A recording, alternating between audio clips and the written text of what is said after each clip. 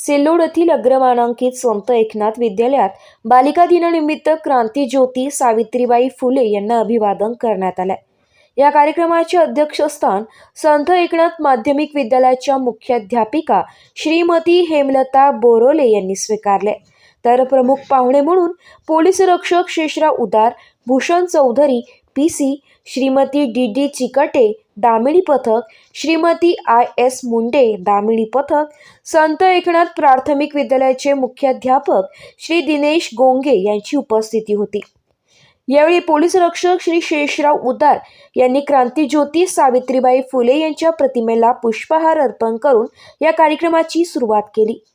यावेळी विद्यार्थिनींनी वैष्णवी चिंचपुरे, वेदिका सुलताने, सर्वेशा जंजाळ, नम्रता जाधव, विद्या सपकाळ, तेजल गायकवाड आदींनी क्रांतीज्योती सावित्रीबाई फुले यांच्या जीवनावरती नाटिका सादर केली।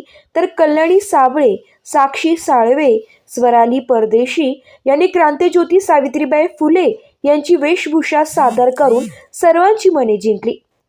यावेळी प्रमुख पाहुण्या श्रीमती IS मुंडे मॅडम दामिणी पथक यांनी स्त्रियांच्या आजच्या काळातील समस्या, गुड टच, बॅड टच याविषयी विद्यार्थ्यांना सखोल मार्गदर्शन केले।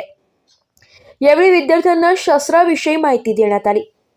या कार्यक्रमाच्या नियोजनामध्ये गणेश साळवे, गणेश गरुड, साळुबा सुलताने, सचिन गव्हाणे, रितेश दळवी, सागर वायकुळे, रमेश सपकाळ, विनोद तांगडे, सचिन पालोदकर, सुवर्ण फालक, सीमा कासार, अश्विनी तायडे, सुनंदा ठाकूर, भारती नाईक, गीता जाधव, जितेंद्र साबळे, सतीश देशमुख आदी शिक्षक शिक्षकेतर कर्मचाऱ्यांचा सहभाग होता।